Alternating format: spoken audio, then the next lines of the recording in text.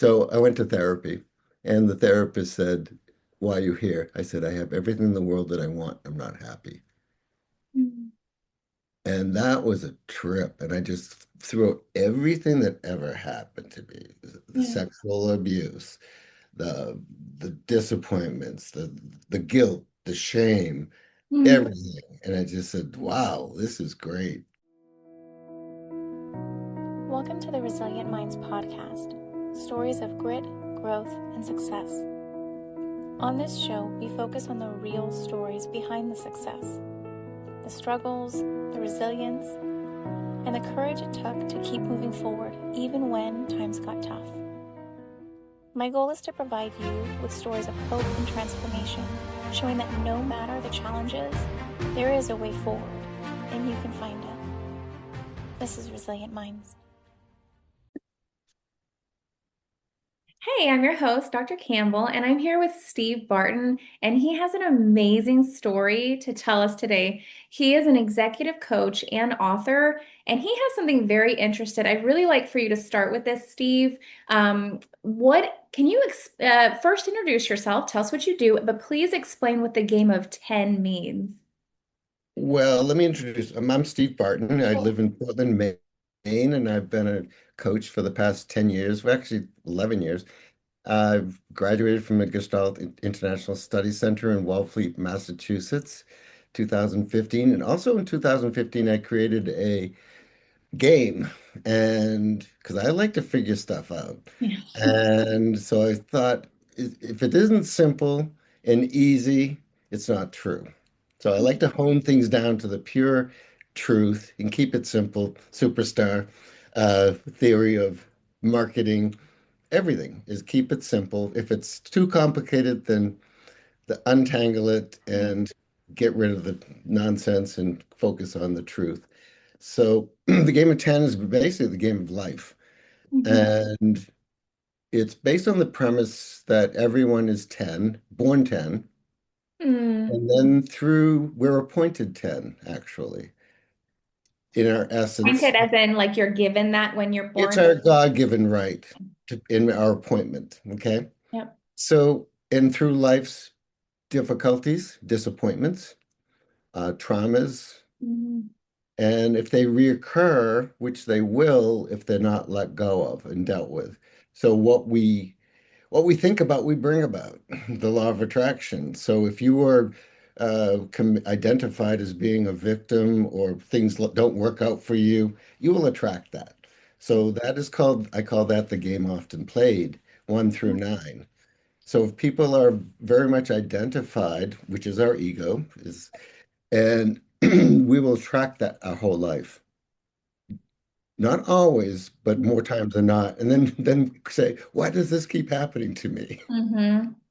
So so you have the villain, the victim, and the hero mentality, Mhm. and it repeats itself until we learn to go to the core truth of when it first happened. Right. And we either let it go, hopefully, Right. or or we keep it, have the awareness to let it go. Yeah. And so I teach my clients how to forgive themselves and others. Doesn't mean it didn't happen. It Yeah. just means it doesn't have the control it once had over you. Yeah. So do it for yourself so you don't give it to others. Yeah. I Because love that you add the forgiveness piece for very much. I yourself. mean, yeah, and forgiveness is spiritual, it is religious, it is psychological. We have to let go. Let it's Forgiveness is letting go. A lot of people think that they have to forgive the person, place, or situation that happened to them. They actually have to forgive the thought about what happened to them. Mm. It doesn't mean it didn't happen. It doesn't mean it wasn't horrific. It doesn't mean that at all. It means it can no longer has the mental, the physical, the spiritual hold it once had on you. Yeah, because then the victim mindset wants to it not us, but it wants to control us and make us feel smaller and less, adequate. And by feeling like somebody harmed me, And let's say I still want to forgive them, but then I just keep harboring that pain. It's because I won't let go because I Mhm. still want to be either resentful or bitter or angry. And then that's us doing it to us. Oh yeah, it's a false sense of security. Yeah. You want to hold on to that so it doesn't happen again. Well, the paradox is when you're playing the game often played, is it's going to happen to you again in some form. In some Yeah. form. Yeah. Or what's worse, and this is the hard part, and this is like when I'm talking to people about awareness because it's a two-way street. Yes, the law of attraction, but there's also what you're projecting out. Even if Mhm. it's not happening, you can still visualize it happening or experiencing it Mhm. because of the stories that we're playing. So Yep. somebody could say that they love you, and you still hear that they hate you Yeah. because what's Because your you brain is playing. because you can't trust that love. Because somebody hurt you before that you didn't let go of. So you're going to put up that wall, close your heart, and Mm, protect you, but actually you're harming yourself. yeah. But I think a lot of people don't understand that love has boundaries. They Mm, think if I'm just love everybody unconditionally, I'm yep. going to get walked all over. Well, no. Sometimes love says no, and sometimes love says go. Yeah. And sometimes love says stay, and sometimes love says yes. So you want to Yeah. stay in yes, and then you want to be really clear with the no and goes, you know? Yeah. Absolutely. Because I think of love more as a state of being, not something that you either give or take away or, right? Like, because it's a vibration, it's an energy. And who wouldn't want to be in that state all the time, regardless of who cares about you and who stays? And, Yes, and you want to be totally grounded in the reality of some people want to take that and right. they want to use that to for harm, even Mhm. unwillingly and unknowingly, because hurt people. Right. So therefore, you have to be aware that they're in it for take and not give, because Yeah. love is all giving. And you have to be aware, not protect, and not put up walls, but put up boundaries, loving boundaries, respectful boundaries of yourself. That, the red flags start showing up in a relationship, and you want to be aware of them and you want to question them.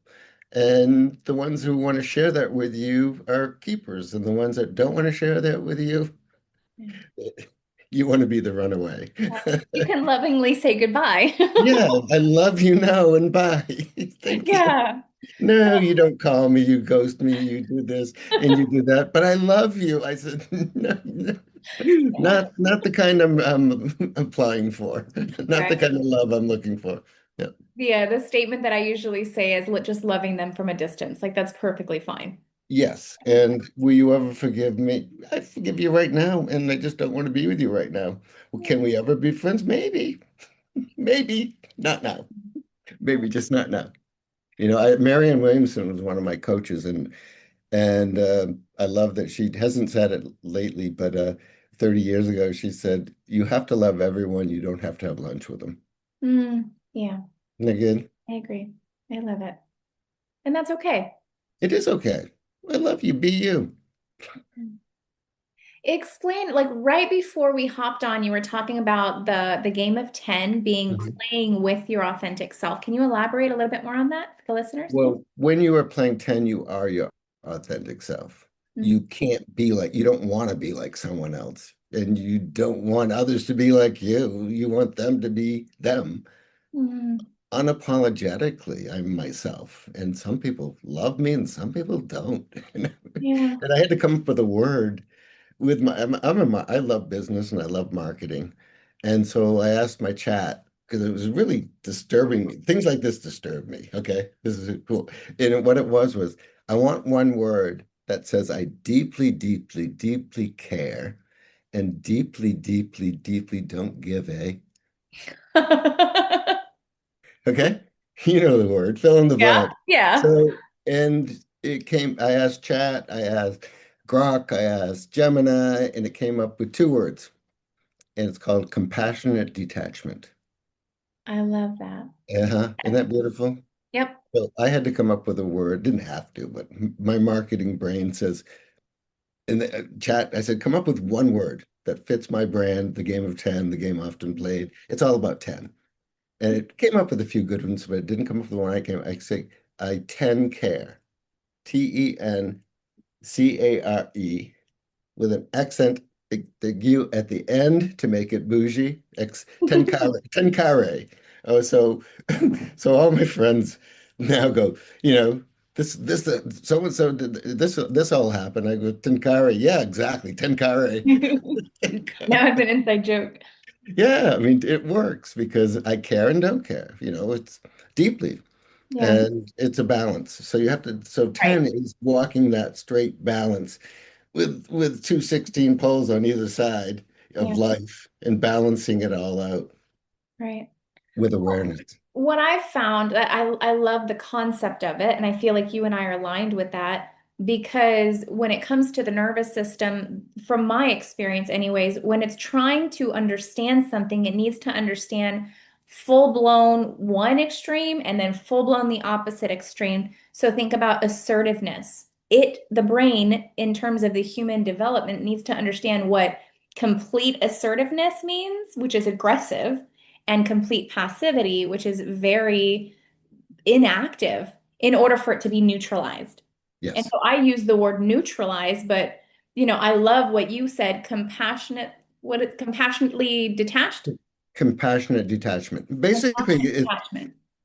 basically that is the basis of Buddhism. Yeah, Compassionate detachment. That's Buddhism. yeah, Is Buddhism isn't even a religion, it's a philosophy. yeah, So, and I'm not religious or I'm philosophical about right. everything, but Yeah, I'm not religious about anything. So, but someone said, "Do you believe in God?" I said, "I live it." So, why do you have to believe in it? Because yeah. it doesn't make sense to me to believe something that is. It doesn't. That's, So, that's so why we get along so well. I don't get it. I used to get it and it kind of turned me off, but now I get it too, and anyway, I ain't normal. I am natural. Okay. Right. Well, I Mhm. think that it's because it's so hard to the way that I see the different levels, like if you're going from 1 to 10, like there's literally levels of um whether it be your conscious awareness It or is both. vibrations. And as you get higher and higher, you don't resonate. So you don't understand, like you can see it from a bigger perspective, but they also Mhm. don't understand you. There's just a separation. But the people Mhm. that are the highest level, so to speak, not to say that they're superior at all, it's Yep. just a separation. They can see things from a different perspective where there's more detachment Right. in a So, healthy way. yep. So 10 is you're dealing with the infinite. Mhm. And when you're playing the game often played 1 through 9, the lowest level is someone who's a 1. Yeah. They get 10% of what they ask for, 90% of what they don't ask for. Oh, do you have a scale for this? Kind of like David Hawking's consciousness Oh, scale? I have to make one now that you asked. You have to make Yeah. it and you We'll, have to let me know. we'll talk about it after. So people who are 2s get 20% of what they ask for. People who are 9s get 90% of what they ask for. And these are high level executives who Yeah. mostly play the game often played. And I had one who I was telling him about the game of 10. He goes, I like being a 9. I want to have 10%. That gap. And in that gap is fear, self-doubt, guilt, and shame, 1 through 9. So people who work on a high level of awareness oftentimes want to have that 10%. I can get more. I Yeah. need more. I use fear and self-doubt, guilt to motivate me to do better so Yeah. I don't lose it. Okay. Right. And when you're at 10, you can't lose. Yeah. You're always winning. Every mistake is a lesson to learn from. Yay. Every Right. failure is great. Oh my God, I didn't know I could F this up. Great. Now I've learned from Right. it. Yeah, so it's a different game. It's a totally different game that not often played. Right. And it's too bad because there's such joy and peace I feel because that I feel like that last little smidge at the top because there's so many conscious people that have so much out of life that if they had the change like you're talking about the shift in awareness that if they detached from everything the money included Yeah. the partners included right like I Mhm. can't lose my spouse or I can't lose my child if you lovingly detach from everything, you increase that, and then everything becomes so much more peaceful and so much more beautiful. And then you get more. Y- You have, okay, we're going to play the game often. We're going to play the game of 10. Okay. Okay. There is more, but it's not the more that we think it is. Right. All right. So let's play the game of 10. Okay. Six phrases, repeat after me. Okay. Okay. 10 is we are the highest level of awareness. Everyone is 10. Okay. Mhm. These phrases go for you and it goes for everybody. Okay.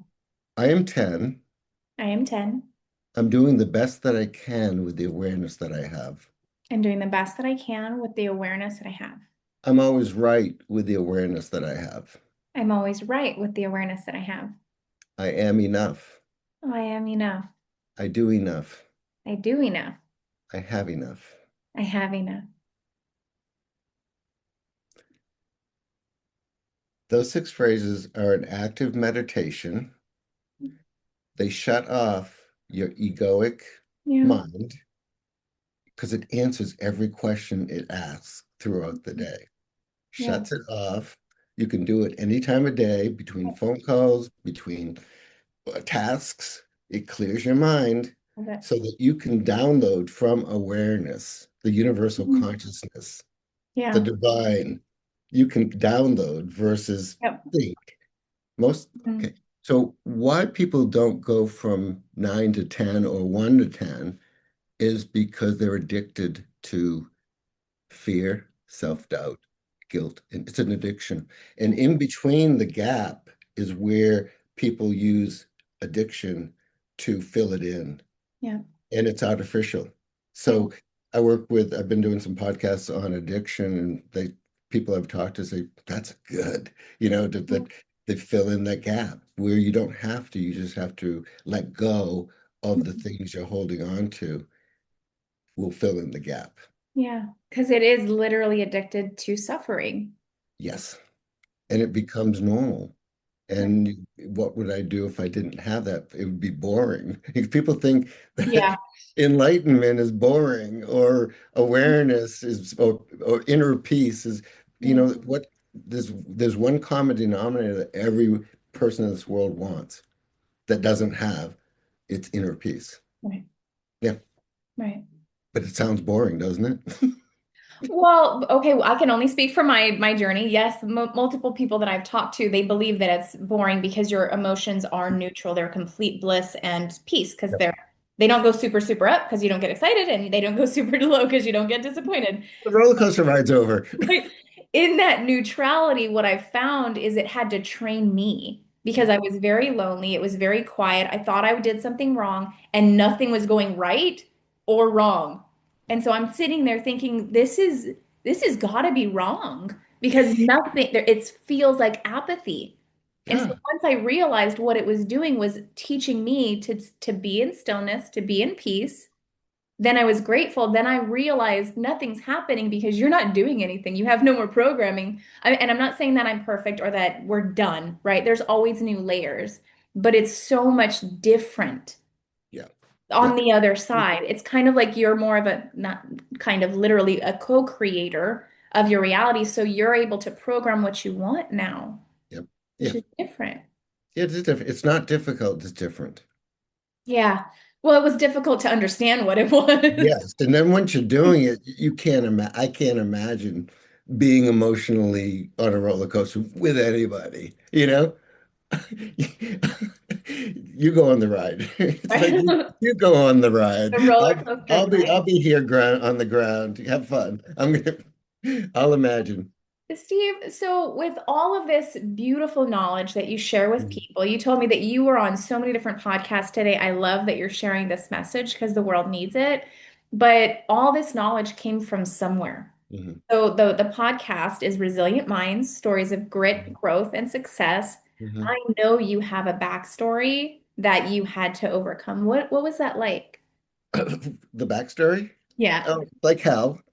Right? I was going to say there's a whole journey, I'm sure. Choose one spot that's going to It be was really like helpful. hell in a handbasket, as we say in Right. Choose and choose one spot that would be really, really helpful for the audience. A lot of them are business owners, high performing professionals. I had fired an employee who was a friend. And after I fired her, she sued me for sexual harassment. Mm. And this was during the time of Anita Hill, and it was the Wild West. And I can go to my grave knowing I never had a sexual thought about her. Okay. And it was on the newspapers, it was on the television station. People were being sued for, they were paying out hundreds of thousands of dollars just so they wouldn't get the name because you were guilty until proven innocent. Right. And at that point, I decided to go do this in a way that this is the greatest thing that ever happened to me. Mm. And that was the switch right there. I had no idea what I was put the Mm. position, mental position I had put myself in. I was getting people, I got an attorney, a law firm called me up. We're canceling I was in flower business, 30 years Mm. in flower business, top floor company in Portland, Maine. And And a law firm called up one day and said, "We're canceling our account with you." I said, "That's kind of crazy. You think I'd be a great client if I'm that reckless?" Right. You know, Oh, geez. does your boss know? If I'm that bad, I'd be a great potential client. So I decided to go to therapy. Mm. What it op I my former wife was the VP of LL Bean, worked her way up from uh, 4 to midnight shift on the floor, became a VP, store manager, then VP. And she goes, Everyone at Beans is talking." I said, "Great. They're not talking about you. You're not important." So, anyways, not for that reason, though. I said, so I went to therapy, and the therapist said, "Why are you here?" I said, "I have everything in the world that I want. I'm not happy." Mm. And that was a trip. And I just threw out everything that ever happened to me, the Yeah. sexual abuse, the the disappointments, the guilt, the shame, Mm. everything. And I just said, wow, this is great. And I just felt like a pile of yuck in the middle of his floor. And I said, "This is great." He goes, "I'm leaving this stuff here." He goes, "I don't want it." I said, "No, not my problem." Get your cleaning service Yeah. to take it. I'm not taking it with me. And I said, he goes, "Any homework?" I said, "Any homework or something?" He goes, "First," he said, "Why are you here?" I said, "That." And then I said, what can I expect?" He said, "How long is it going to take and what can I expect?" He says, "Typically I tell people 3 months, you're halfway there. I have everything in the world I want and I'm effed up." Yeah. That's effed up. He goes, "So I knew that." So he goes, Right. he's there. Okay. And Awareness. he has awareness that something ain't right. And then he said, "So, and what you'll get is mental health." And I had no idea what mental. I was 36 years old. I didn't know I had feelings. Yeah. I was told, I grew up when you shouldn't feel that way. Right. All right. Or why do you feel that way? Questioning. So finally I just said, why have them? You tell someone you got them and you're going to get dismissed Yeah. from them. So finally I learned I got feelings. Okay. Mm.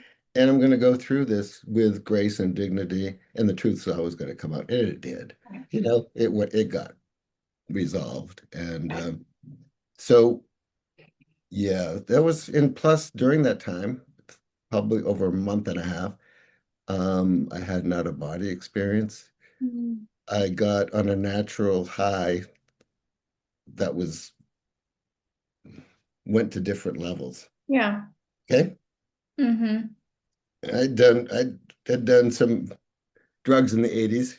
A few times I liked them too much, so I stopped. But I never did heroin. And I know I got on a heroin high without doing heroin. Right. And I got so high I couldn't come down. And my family thought I was going crazy. Yeah. And I just said, just give me space. I got to figure this out. And they were being helpful in a dishelpful way by, yeah. So there was that. So it's like when this stuff happens, there's not really any rule books on how to deal with an awakening of that degree. It was an emergence, a spiritual emergence. And it wasn't an emergency on my Mm. end. Sometimes it feels that way. It seemed that way on the other on my family who cared for me Yeah.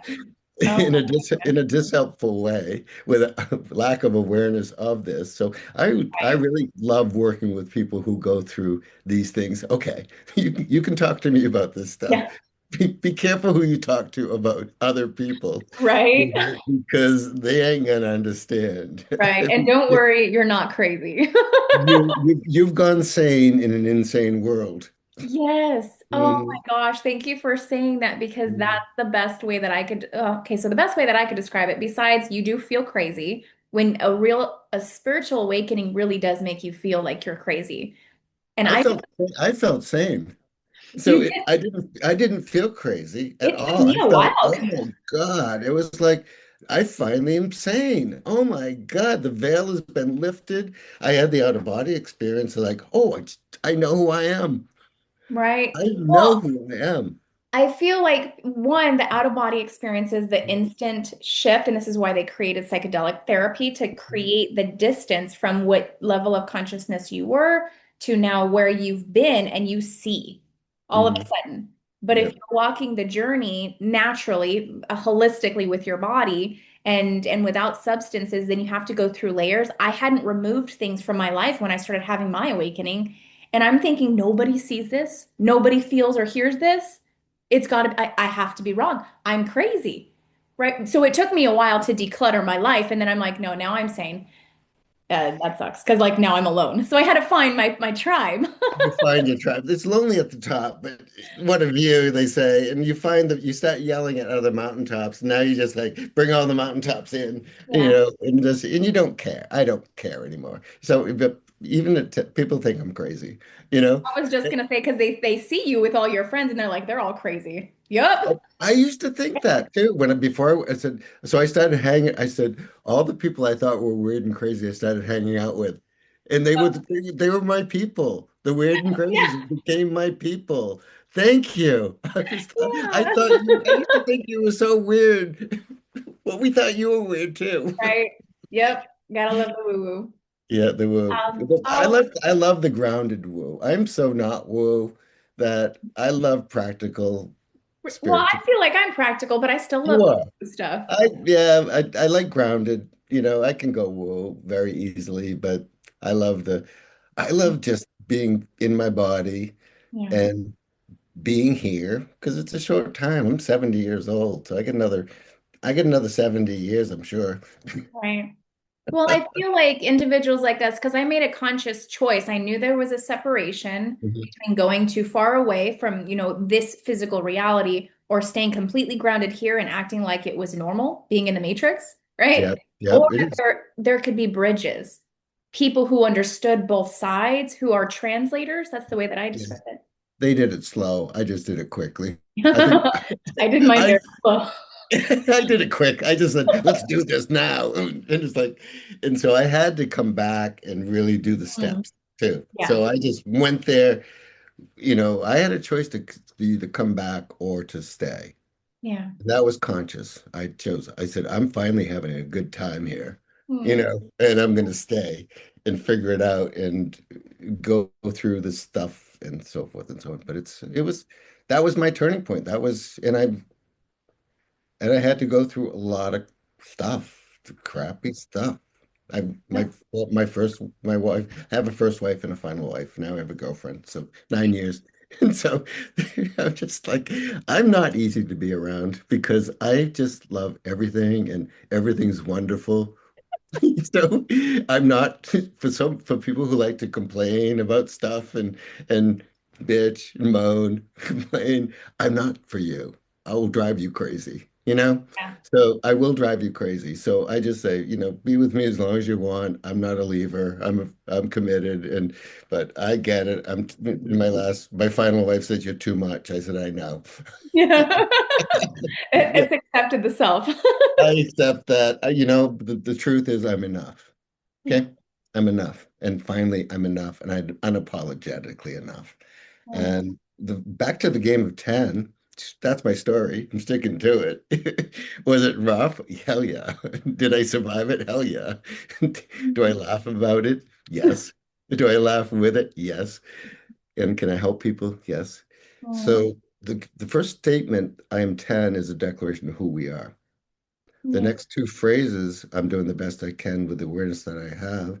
I'm always right with the awareness I have, are declarations of our divine innocence. The Yeah. next three phrases, I am enough, I do enough, and I have enough, put you in present moment awareness of the I am. And Yeah. the universal space is the universal time is now. In Hmm. the I am now, enough is the universal space Yeah. to open up all possibilities of Mhm. awareness. And in reference to numerology, the number 10, when you add 0 to 1, it creates 1, which represents wholeness. Yep. To just add, The, I love it. yep. The mono is it called monotheism, Yep. basically. Yep. The monad. Hmm. Well, I really, really enjoyed this conversation. And so, for all the listeners who are like, what did they just talk about? They are crazy. They are Yes, we're crazy. crazy and we totally accept it and we love We're, it. we're crazy like foxes. Yeah. So, what we're talking about is the different levels of consciousness as you pay more attention to the self, which is your inner being. Then you grow into your authentic self, which means you have to shed layers of your false programmed self. And then you become a whole integrated being. And that's what increases your consciousness, your awareness, and your vibration here on earth. Yep. So this was such a wonderful conversation. I really, really appreciated your time. Is there any last comments that you want to say to the audience? Yeah. I mean, it's all about being yourself. I'm not a biblical, don't idol worship people, thinking that people are better than you or less than you. Just be you and be respectful of yourself, be respectful of others where they're at. And the hardest part about being your authentic self is everyone wants you to be like they are, Yeah, or you want to be like they are, right. and you can't because Control dynamic. you are 10. Yeah. And sometimes you just don't see it. That's the game often played. I love it. Thank you so much for your time today. Thank you so much, and thank you for doing what you do. Absolutely. Likewise.